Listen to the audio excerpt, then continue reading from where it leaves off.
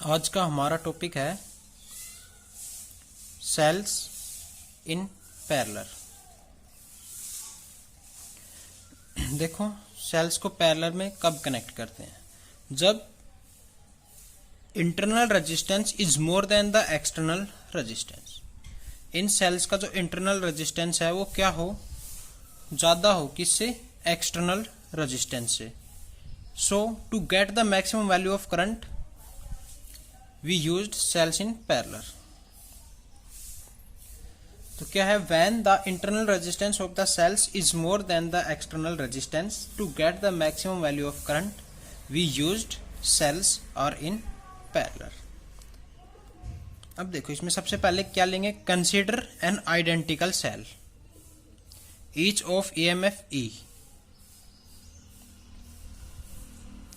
and internal resistance small r।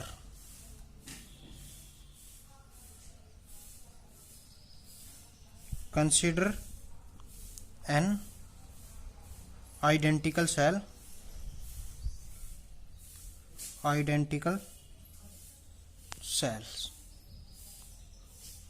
each of EMF, जो electromotive force है वो क्या है?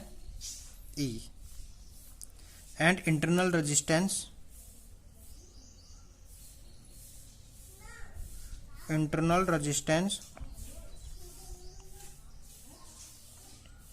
are connected in parallel।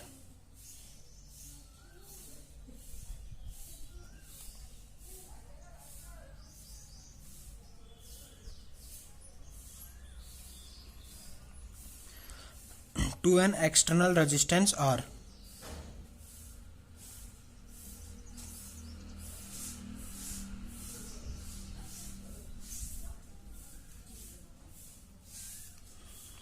इस एक्सटर्नल रेजिस्टेंस के साथ कनेक्ट कर रखा है।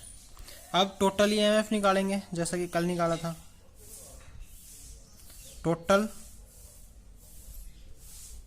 ईएमएफ ऑफ द सेल्स तो क्या आएगी? सीरीज में थी तो कंप्लीट की आई थी E plus E N times, but parallel में है तो जो टोटल ईएमएफ आएगी वो किसकी आएगी? किसी भी एक सेल के इक्वल होगी। क्या होगी? EMF of a single cell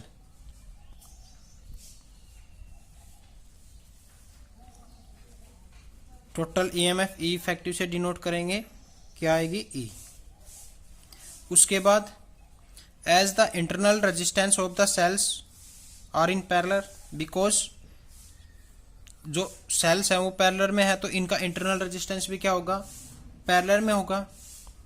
तो उस R इफेक्टिव को 1/R इफेक्टिव, जो इंटरनल रेजिस्टेंस है, टोटल इंटरनल रेजिस्टेंस पैरेलल में है तो पैरेलल में निकालेंगे तो क्या आएगा? 1/R प्लस 1/R प्लस में कितने टाइम्स तक है? जितने टाइम्स तक भी है ले लेंगे। हम यहाँ पे इनको ले लेते हैं m टाइम्स तक। अब हमारे पास 1/R इफेक्टिव क्या आ जाएगा? m/R, और यहाँ से R इफेक्टिव को निकालेंगे तो इसका रेसिप्रोकल कर लेंगे, R ऊपर चला जाएगा, M नीचे। ये हमारे पास क्या आ गया? Internal resistance. अब देखो, नाउ जो इंटरनल रेजिस्टेंस है R इफेक्टिव किसके साथ? एक्सटर्नल रेजिस्टेंस के साथ कनेक्ट है, एंड कैपिटल R क्या है? External resistance. Are connected in series, both are series में कनेक्ट है।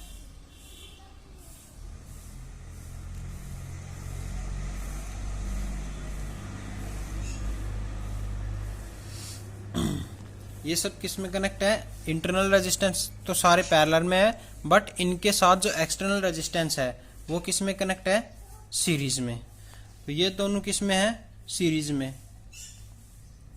सो the total resistance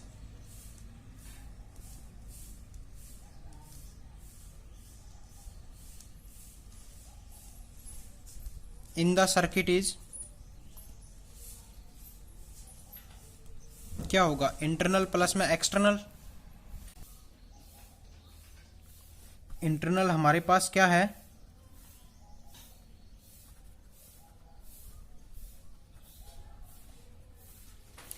internal resistance R upon में M है, R इफेक्टिव, एक्सटर्नल है R, तो R इफेक्टिव की वैल्यू R अपॉन में M प्लस में R।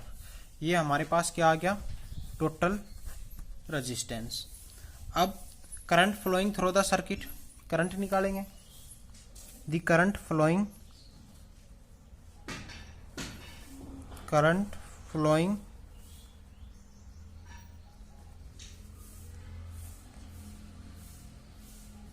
Through the circuit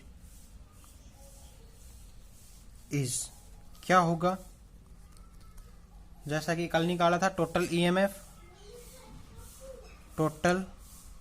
upon में total resistance.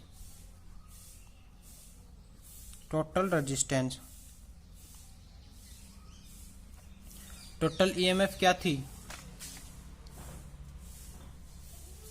Total EMF of a single cell, और total resistance हमने अभी निकाला ये, तो E अपॉन में R अपॉन में M प्लस R, ये तो हमारे पास टोटल ईएमएफ हो गई और ये टोटल रेजिस्टेंस। अब देखो एलसीएम लेंगे इसका, एलसीएम लेंगे तो क्या आ गया, M R प्लस में MR, ये M कहाँ चला जाएगा, ऊपर, ME अपॉन में R प्लस में MR, ये हमारे पास टोटल करंट आ जाएगा। नेक्स्ट जो है आगे इसके केसेस, तो देखो फर्स्ट जो केस है वो क्या है,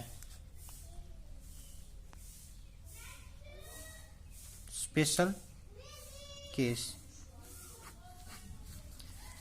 फर्स्ट केस है इफ, अगर इसमें जो R है वेरी वेरी लार्ज देन है R, जो इंटरनल रेजिस्टेंस है किसका, सेल्स का, वो वेरी वेरी लार्ज देन है एक्सटर्नल रेजिस्टेंस से, तो देन R अपॉन में M प्लस में R की वैल्यू क्या आ जाएगी,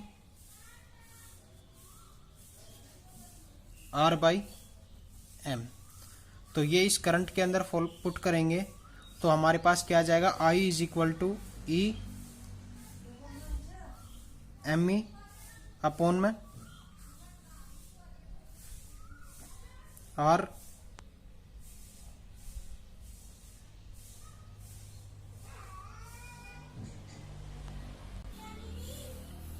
यहाँ पे हमें इसके अंदर वैल्यू रखनी है, तो देखो करंट क्या आएगा, I is equal to E upon में R बाई M की वैल्यू प्लस में R की वैल्यू हमने क्या रखनी है, R बाई M, तो R अपॉन में M, तो M कहाँ चला जाएगा, ऊपर, और क्या वैल्यू आ जाएगी, EMF of a single cell upon में R। ये हमारे पास फर्स्ट केस है। तो जो करंट फ्लो होगा यहाँ पे M टाइम्स के अंदर, वो कितना होगा, current flow in the single cell, 10 the current in M times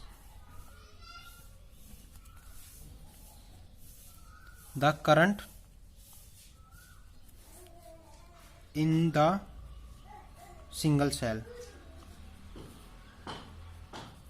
अब इसका जो सेकंड केस है वो क्या है, इफ अगर जो एक्सटर्नल रेजिस्टेंस है वो क्या हो, very very large than internal resistance, so इन दोनों में से R अपॉन में M प्लस R की वैल्यू क्या हो जाएगी, जो ग्रेटर है R की इक्वल, तो हमारे पास जो current flowing in the circuit है वो क्या आ जाएगा, यहाँ पे E, इसकी वैल्यू क्या आएगी, R। तो यहाँ पे भी करंट जो है आ रहा है वो किसके कारण आ रहा है, सिंगल सेल के कारण। Here current is due to the single cell, current is due to the single cell.